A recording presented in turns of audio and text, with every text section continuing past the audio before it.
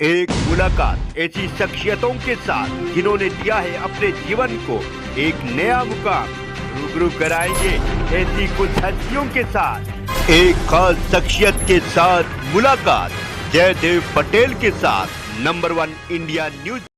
नमस्कार व्यूअर्स, मैं जयदेव पटेल और आप देख रहे हैं नंबर 1 इंडिया न्यूज। आपका एक बार फिर स्वागत है एक खास शख्सियत के साथ मुलाकात प्रोग्राम में। आज हम बात करेंगे बांग्लादेश में आरक्षण के मुद्दे को लेकर के एक आंदोलन चल रहा था जो अचानक से इतना उग्र हो गया कि वहां के प्रधानमंत्री शेख हसीना को इस्तीफा देना पड़ा और उसके बाद कहीं न कहीं देश छोड़कर भागने की एक नौबत सामने आई, जिसके बाद उन्होंने भारत में कुछ समय के लिए शरण भी लिया है। अब आगे उनकी क्या प्लानिंग है वो उन पर डिपेंड करती है। ऐसे में जो बांग्लादेश में तख्ता पलट हुआ है उसका भारत पर कितना असर दिखाई देगा और ये तख्ता पलट हुआ है ये आरक्षण का मुद्दा है या फिर कहीं की एक बड़ी साजिश है।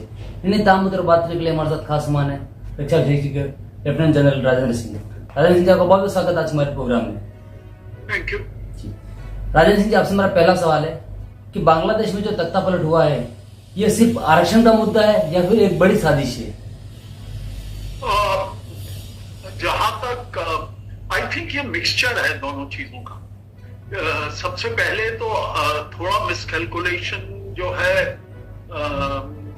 ये वहां के प्राइम मिनिस्टर साहब जो है शेख हसीना जी का उनका भी है, और दूसरा इस अपॉर्चुनिटी को देखकर ये जो भी एनिमिकल ताकतें हैं बांग्लादेश की और इंडिया की, वो सब फंडामेंटलिस्ट खास तौर पर वो सब इकट्ठे मिलके उन्होंने ये इस मौके का फायदा उठाया और एक ऐसी साजिश की कि जिससे कि वहां का तख्ता पलट गया। जी राजेंद्र सिंह जी, अगर हम बात करते हैं तो बांग्लादेश के तख्ता पलट से भारत को कितना खतरा हो सकता है आने वाले समय में, ऐसा आपको लगता है? जहां तक इंडिया के साथ रिलेशंस हैं, इंडिया के साथ बांग्लादेश के रिलेशंस आमतौर पर ठीक ही रहे हैं, लेकिन थोड़े बहुत उतार चढ़ाव रहे हैं। जब बेगम खलीदा साहब ये मैडम थी प्राइम मिनिस्टर, तो बांग्लादेश मदद करता था काफी हमारे इंसर्जेंट ग्रुप्स को, और उनको पनाह दे रखी थी। इसके साथ साथ बांग्लादेश के रिलेशंस चाइना के साथ और बाकी ऐसी है ना ताकतों के साथ जो इंडिया के साथ बहुत फ्रेंडली नहीं है, उनके साथ भी बहुत अच्छे थे। और जहां तक इंडिया की बात है, इंडिया के साथ उनके रिलेशंस ठीक तो थे लेकिन इतने क्लोज नहीं थे। पर जब शेख हसीना की गवर्नमेंट आई तो बांग्लादेश के साथ रिलेशंस बहुत अच्छे इसलिए कि सबसे पहले तो उन्होंने जितने भी टेररिस्ट ग्रुप्स थे वहां पर उनको बाहर निकाल दिया, जिससे कि बहुत फायदा हुआ हमें। उनको जो एक सेफ सेंचुरी मिलती थी उल्फा को और बाकी त्रिपुरा और बाकी नॉर्थ ईस्ट के ग्रुप्स को उधर, वो बंद हो गई, जिससे कि वहां की प्रॉब्लम्स को सॉल्व करने में हमें बहुत मदद। इसके अलावा बांग्लादेश एक हमारा अच्छा पार्टनर बना, जिससे हमारी कॉमर्स, हमारा ट्रेड, ये सब बहुत अच्छा हुआ, और मिलिट्री टू मिलिट्री कॉपरेशन भी बहुत हुई। हर बांग्लादेश के इंडिपेंडेंस के टाइम पर एक डेलीगेशन बांग्लादेश इनवाइट करता है उन सब एक्स सर्विसमैन को जिन्होंने 1970 वॉर में हिस्सा लिया, और उन सबको ऑनर करते हैं। तो बांग्लादेश के साथ हमारे जो संबंध है वो बहुत अच्छे हैं।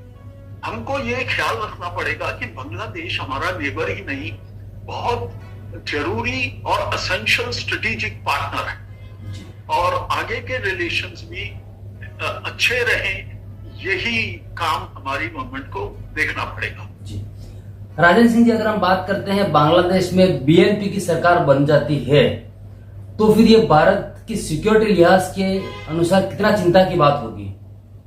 देखिए, जहां तक रिलेशनशिप बांग्लादेश के साथ है वो वर्केबल रिलेशनशिप तो रहेगी, लेकिन सबसे पहले तो हमें ये देखना पड़ेगा कि वहां पे बीएनपी की सरकार बनती है या नहीं। अगर हम पुरानी बातें देखें तो जब भी तख्ता पलट हुआ है किसी भी इलेक्टेड गवर्नमेंट का, उसके बाद आर्मी ही आई है। और आर्मी इतनी जल्दी नहीं गई, कम से कम 3-4 साल तो वो जरूर उन्होंने बांग्लादेश में राज किया है। और पिछले 2-3 प्रेसिडेंट्स जो हैं पीछे के टाइम पर, जियाउर रहमान और एक और इरशाद, जनरल इरशाद, ये सब जो भी ये भी है तख्ता पलट करके ही आए थे और प्रेसिडेंट बने वहां के। और वो तो पहली बात तो ये है ना, डाउटफुल है कि बीएनपी की सरकार बनेगी या नहीं। पर अगर इलेक्शन हुए तो इसमें कोई शक नहीं कि बीएनपी का पलड़ा भारी रहेगा।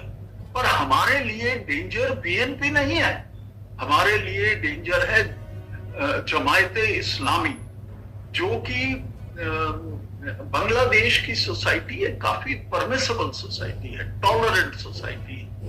वहां पर सब लोग इकट्ठे अच्छी तरीके से रहते हैं। अगर जमायते इस्लामी आया तो हम तो इनको ये मुझे लगता है कि वो एक ऐसी फंडामेंटलिस्ट लहर वहां पर पैदा कर देगा जो हमारे लिए ठीक नहीं होगी। हमारे देश के अंदर जो नॉर्थ ईस्ट के हिस्से में टेररिज्म को बढ़ावा मिलेगा। तो हमारे लिए प्रॉब्लम फंडामेंटलिज्म की है। हमारे लिए प्रॉब्लम ये नहीं है कि अगर बांग्लादेश में कोई दूसरी सरकार आती है तो वो बहुत ज्यादा एंटी इंडिया हो जाएगी, इसमें कोई शक नहीं। हालांकि कि बांग्लादेश के साथ रिलेशनशिप वैसे नहीं रहेंगे जैसे कि अभी शेख हसीना मैडम के साथ थे। राजेश जी, आपसे मेरा एक आखिरी सवाल है कि आंदोलन इतना उग्र हो गया बांग्लादेश के अंदर कि जेल से लगभग 500 कैदी फरार हो गए, जिसमें कई तो टेररिस्ट भी हैं। तो ऐसे में आने वाली सरकार के लिए और ऑल ओवर वर्ल्ड के लिए कितना चिंता की बात है, क्योंकि जब आतंकवादी जब बाहर घूमेंगे तो कहीं न कहीं इश्यूज भी रेस होंगे। देखिए, ये जो कुछ भी हालात बांग्लादेश में हुए हैं, इससे 3-4 लेसन पूरे वर्ल्ड को लेने पड़ेंगे, खासतौर पर इंडिया को। सबसे पहले तो जो भी डेमोक्रेटिक सरकार है, democracy is the best way of tackling dissent. अगर आपसे कोई आपकी सेक्शन ऑफ पॉपुलेशन नाराज है तो डेमोक्रेसी ही उसको ठीक कर सकती है।